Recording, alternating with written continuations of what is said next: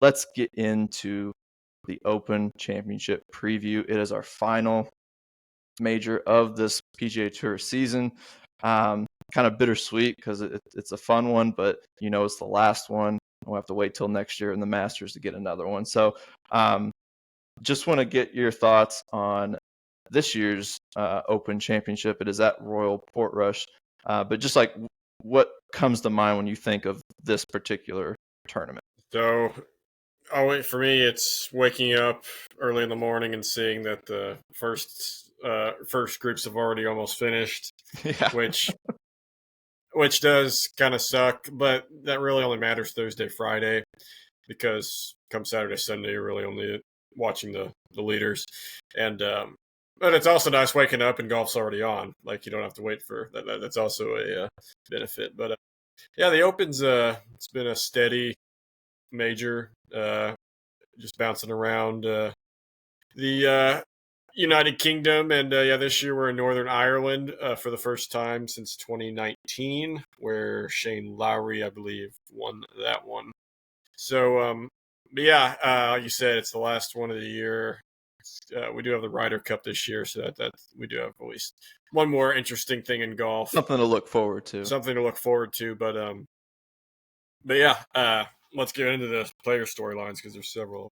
Yeah, so I think the first one obviously is Rory McIlroy coming home. I mean, we've been talking about since his Masters win how it's been really tough for him to get, motivated, get back to his usual form after just reaching the mountaintop and finally completing the thing that has been, nagging at him for so many years in that Masters tournament. But now, he mentioned it around the U.S. Open that if he can't get motivated for this tournament, then he doesn't know what can get him motivated.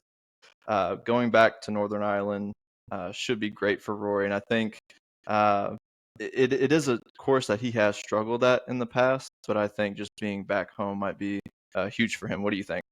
Yeah, in 2019 there was all this hype for him because he was coming home, but his opening tee shot he hit out of bounds, and that just kind of set up the rest of the day for him. He shot a 79 that Thursday, dooming any chance he had of making the cut, and ultimately he did miss the cut. But he played his best golf over this past weekend, probably since the Masters, you could argue. He finished tied for second at the Scottish Open. It's not a signature event, but you could almost consider it like the highest non-signature event.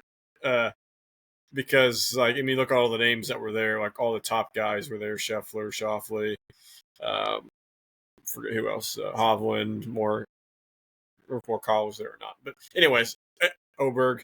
But yeah, he finished tied for second, played really good golf. Shout out Chris Gotterup, one for having one of the coolest last names, and two for winning the Scottish Open. But still, yeah, it's a good sign for Rory. That might mean that he has gained some motivation back. And yeah, looking at it, he's second. He's got the second best odds to win it. I think that was the same as the U.S. Open. But yeah, still hard to get a read on him though.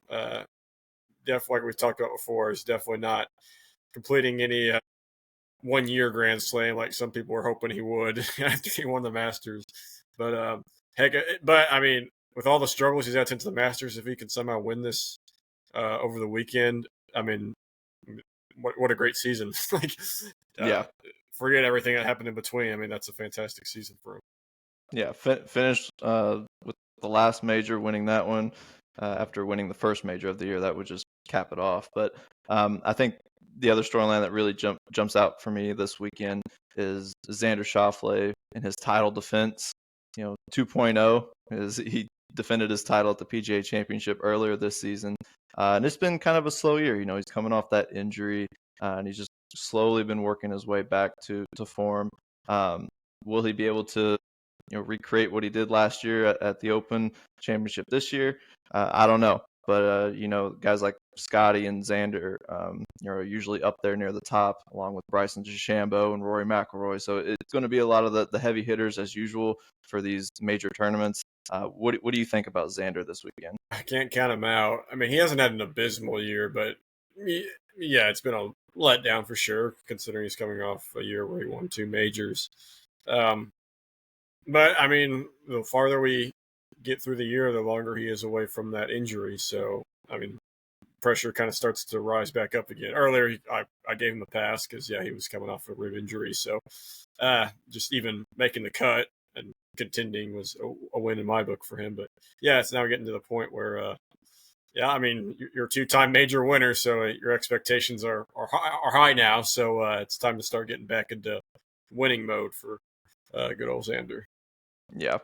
I know one guy that is a bit of a sleeper for me this week, possibly, is Jordan Spieth. So, provided he's back to full strength from his neck injury that kept him out of the Travelers, um, he's never missed the cut in 11 appearances at the Open with 5 top 10s, 3 top 5s, and the Claret Jug in 2017. So, he's a guy that I'm definitely going to have my eye on. Obviously, he's an entertaining guy to watch no matter what tournament you're watching. So, anytime he's in the field in any weekend, he's definitely one to keep your eye on. Are there any guys that you're really looking at this weekend? So I just quickly mention the popular guys. Obviously, Scheffler's the favorite. Had a decent weekend at the Scottish Open. He finished top 10, but you could almost say he's overdue for another win because he hasn't won since the PGA Championship. So Which is crazy that he's overdue, and that was just 2 months ago. Yeah, he's contended though in several events though, but yeah, he hasn't. Strangely, hasn't won since then. So you could say he's overdue. I mean, popular golfer Bryson DeChambeau. He's contended in 2 majors. This is his worst major historically. It's interesting. Only made a top 10. He's only made the top 30 one time, and that was in 2022. He tied for 8th at St. Andrews. He's missed the cut a few times at this. So yeah, really, with how good he's been in majors recently, it's kind of hard to fathom how bad. I'm going to say bad up to his standards. He's been at the British Open. One thing he has going for him though is that the U.S. Open, which usually dominates, he had a really poor showing at Oakmont. So maybe fortunes are going to switch this time, and he's actually going to contend. Yeah, never know. But historically, yeah, he's might be a guy you might want to fade on. And John Rahm is also in the top 4 for most popular for best odds to win. He's slow. He's been lurking in these majors. So if you sprinkled some money on him, I wouldn't blame you because you could also claim he's kind of overdue for another big win. But if we're going bets, I just have 2. I have one top 20 bet, and it's a Cameron Young plus 250. He has strangely been really good in the Open in the past. He's had 2 top 10s, and his worst finish was a tie for 31st last year. And he finished 4th at the U.S. Open. He's played better. What was that event before the U.S. Open? The Memorial.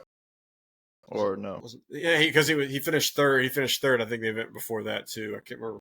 It was the one that Ryan Fox won, but now I can't remember what that was. Anyways, but yeah, I mean he's like I said, he's a guy. He's never won anything, but he's always been strong in the British Open for some reasons. Plus 250, top 20. I would say take that.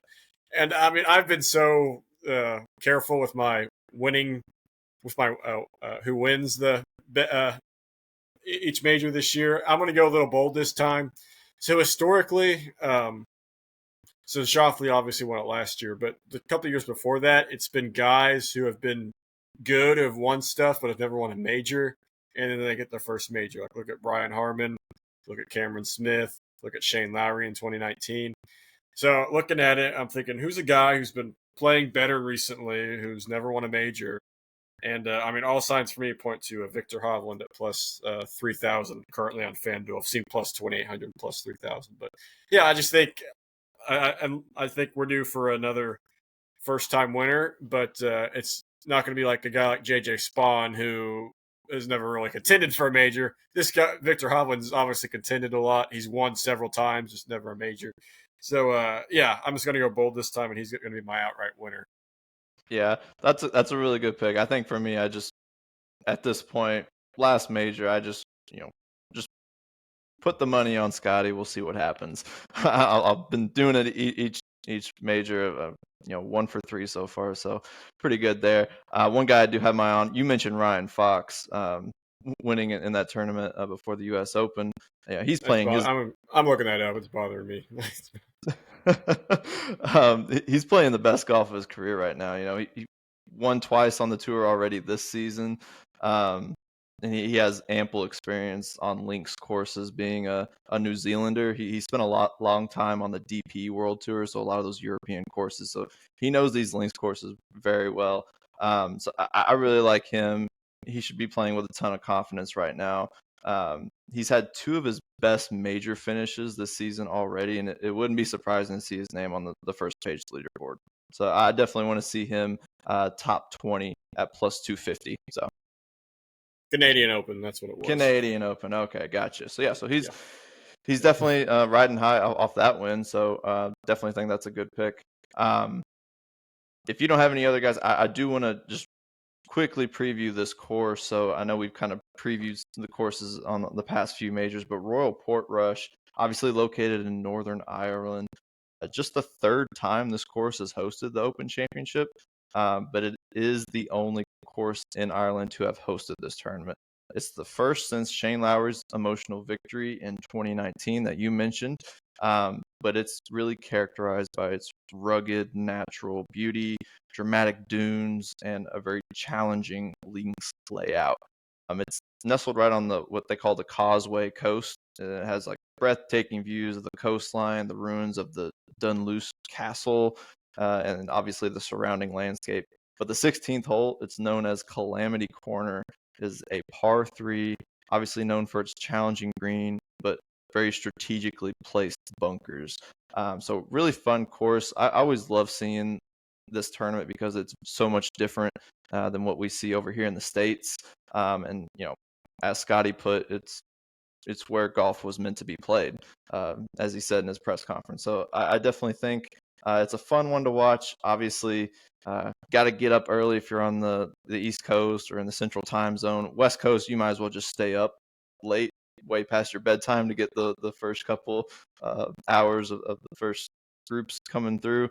But one thing that I always love about this tournament is that over here it's always been called the British Open. And it was only around like 2005 that our national broadcasts on NBC and ESPN, they actually started to just say the Open, because the RNA, which runs the Open, basically was just pushing that to not to exclude Northern Ireland and really emphasize the tournament's global nature. But this is the oldest of the four majors. It was first played in 1860, so it's an old one. It's a good one, and I think it'll definitely come through in a big way this week. Any last thoughts on this tournament? Yeah, like you said, how it's different than some of the states majors we watch. Yeah, it's always cloudy. It's always dreary.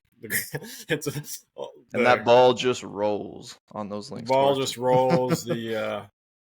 This cuts. If you miss the cut, you're hitting out of brown grass. Typically, long brown grass. But it's different than like say Oakmont, where it was just super thick and you can't even see your ball and you're just hacking away trying to get it out of there. But it definitely makes puts a lot of strategy into your shots out of there. Just one other thing. So obviously, this isn't in England, but it's just. But usually, when you think of the Open, you kind of think of, has any Englishman won this? It's actually interesting. So obviously, a guy from Northern Ireland won it in 2019, Shane Lowry, an Irish guy. He's not from Northern Ireland; he's from Ireland. But no English golfers actually won this event since 1992, and that was Nick Faldo. I just saw that today. I thought that was interesting. Awesome. Well, maybe one will come through. Adam Scott's in the most likely. He's Australian. Australian. Okay, gotcha. It'd be like Justin Rose or Matt Fitzpatrick. It'd have to be someone like that. Yeah, I would love to see Rose win it, especially after his. Yeah, he deserves. He's come so close after the Masters. He was so he was a class act at the Masters when going up against Rory. So, well, that will wrap it up here for our PGA Tour talk. Definitely catch that this weekend. We'll have our recap next week on that.